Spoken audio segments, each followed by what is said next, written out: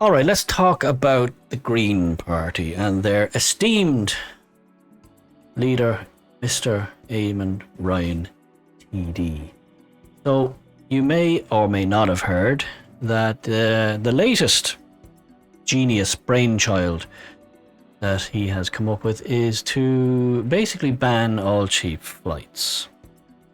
All these €10 deals, €15 deals, you get these special offers from Ryanair and people like that to entice you basically to book early and to fill planes or whatever. Now, it's a marketing ploy. Everybody on the plane isn't paying a tenner. I mean, you're paying a tenner and everybody else is paying usually full whack or something approaching that. There's a scale. This is a science. Ryanair worked this thing out ages ago and it was a winning formula. You could give away a couple of seats and then on a sliding scale you could charge more and more and more. And then if you booked the day before you were going, you were paying like a zillion quid. So this works.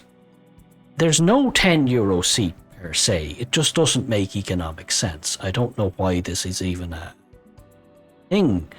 But then logic and reason does not go hand in hand with the Green Party, and it certainly doesn't go hand in hand with Eamonn Ryan's thinking. So let's get into this. Let's see what's going on here. So we have let's start off with breakingnews.ie, and they say this is who's this from? Doesn't say there.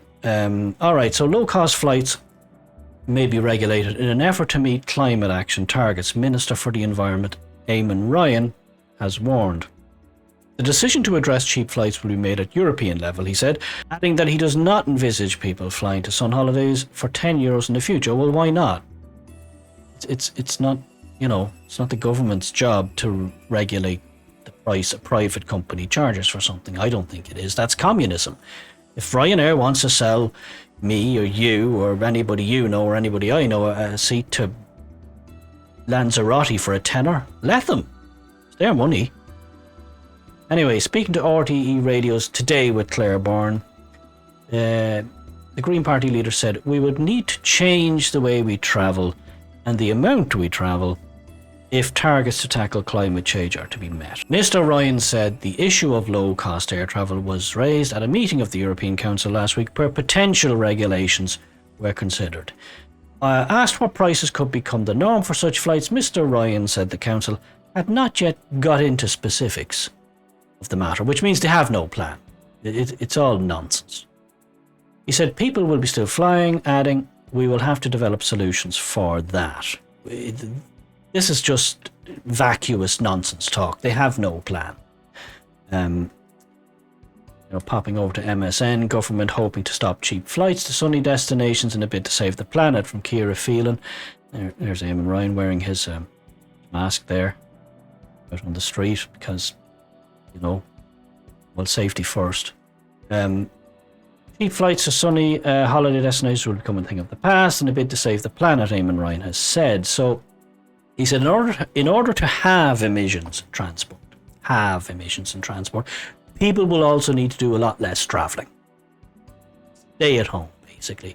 This is from the same guy who a few years ago told us all to buy diesel cars because, don't be at them petrol cars. You want to be driving a diesel car.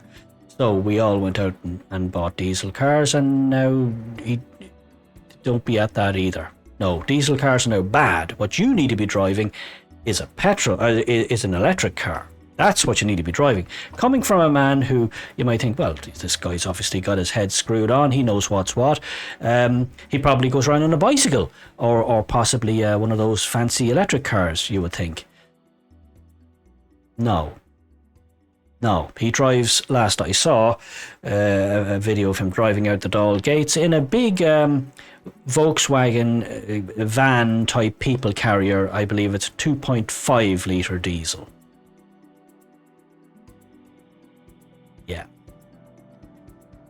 Yeah, well, you see, principle first, that's what I always say. Get your principles right. So he's basically saying, cheap flights, nah, we down with that sort of thing. We need to regulate all that. Now, you may remember Eamonn Ryan. He's quite a man of some renown. Here he is. Yeah, you may remember his turn on the dance floor, the dance road at the Gay Pride Parade.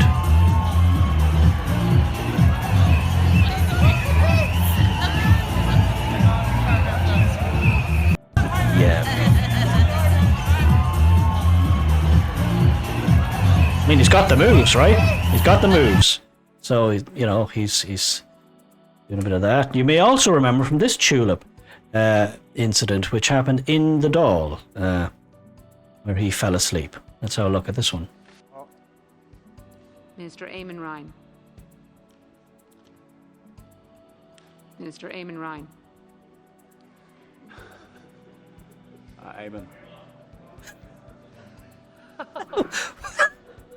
Minister Oisin Smith.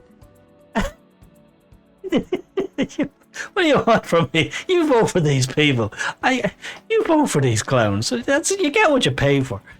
So, what do we got here? Eamonn Ryan, when I'm in charge. This is another one of his great leaps forward for humanity. This is from a little while back. Eamonn Ryan, when I'm in charge, it will be 1 car per 10 families. Do a bit less travelling, he says. Well, if you've only got 1 car between 10 families, you'll be doing bugger all travelling, that's what I'd imagine. What do you make of Ryan's suggestion? Well, I don't make a whole lot of it. How on earth would that work? How does 1 car making 10 journeys emit less carbon than 10 cars making 1 journey? You see, this is it. The logic is not there. The basic, simple logic isn't there. And that's my beef with these people. I have no problem with trying to tackle the climate emergency, the climate situation. No problem in the world. I'm right on board with you there.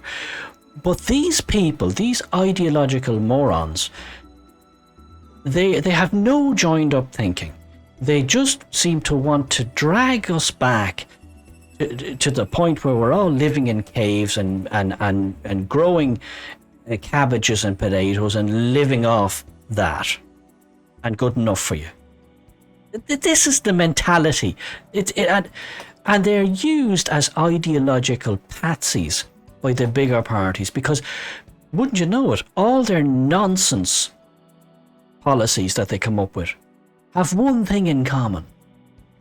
They all stem back to taxing the living bejesus out of you. It's like the great ruse they had in the last time they were in government. You know, that government that was so successful, it ran the Irish economy off a very high cliff to the point where the IMF had to come in and bail us out. Yeah, he was part of that government. This guy. He was there. He was sitting round that table. He was there with Bertie Ahern and Micheál Martin, our current Taoiseach. Yeah, he was there as well. What is this? Have people got some kind of a memory lapse thing going on? Is there a general memory psychosis situation to go with the other stuff that's going on? I don't know. I wonder. But so his great thing back then was, hey, we want to cut down the use of fossil fuels. Don't be burning that coal and briquettes and trees and stuff. Don't be at that. So in order to make you do less of that, what we're going to do is we're just going to slap 20% extra tax on it from like next Monday. Okay, so fair enough. We all want to do our bit. So what will we use then? What? Well, instead of using those things, what will we use to heat our homes? What? What's that got to do with it? Just get on with it. There is no alternative. It's just like, and the other bigger parties would have been saying, tell us more about this thing you want to do with the. Yeah, well, we want to do this. Yeah, but tell us about the tax bit again. Well, there'll be 20% more tax. Yeah, 20% more tax, you say. And it's all your idea, right? So these are the fall guys. These ideological, naive morons are so tone deaf that it's all about tax to them. It's like, we want to do all these deals, this, and this, and it's all going to be great and whatever, and we're going to make a difference. We're going to be beacons to the world. And wouldn't you just know it, they all seem to revolve around raising taxes. Of course, it doesn't affect the likes of Eamonn Ryan. He's probably on 200 grand a year or something. So what does he give a shit? So so apart from his banning flights, he wants to have like one car for every 10 families. It's an absolute nonsense. So where is you might think, well, we have to do our bit. We have to do a bit for the climate. Ireland should be the leader, the trailblazer. And if Eamonn Ryan and his fellow travellers want to drag our society, kicking and screaming, back to living in caves and eating nothing but cabbages and potatoes, except on a Sunday, maybe you might have a leek or something, or maybe a tomato, possibly. So where are we on the global scale? What is the level? For all our sacrifice, for all our extra taxes, for all these banning cheap flights, banning cars, banning cows, banning everything, what are we doing here? So here we have, this is from World in Data. This is an Oxford college. It's the Martin College in Oxford. So they have a map here. This is 2019, so it's pretty recent. Each country's share of global carbon dioxide, CO2 emissions. This is measured as each country's emissions divided by the sum of all countries. So it's basically, you can see here if you click on anybody, what their percentage. So what you've got here is, let's say, United States. That's about there. So they emit 14.5% of the world CO2. That's their thing. That's okay for the size of them and their economy. It's pretty big. It's not that big, I would have said. You go down here, Australia is 1.1%. China, hold on now. China, 28%. I think I'm seeing where the problem is here. I think I'm seeing in world terms where the actual real life problem here. China is 30%, so 28%. So it's kicking on for a third of all the emissions in the whole world and the whole planet is coming from China. Now, where does Ireland fit into this? Where does Ireland, whose politicians, current Minister for Transport, or lack of transport if he has his way, where do we fit into this? Oh, wait a minute. 0.1%. Our country, the entire nation of Ireland. The Republic of Ireland accounts for, in world terms, not 1%, a tenth of 1%. Tenth of 1%. That's what we emit. So, a tenth of 1%. It's like,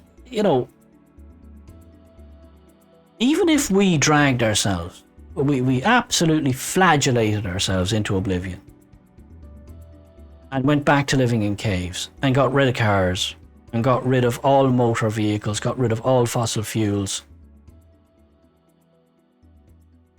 our whole contribution to the problem would be dick all.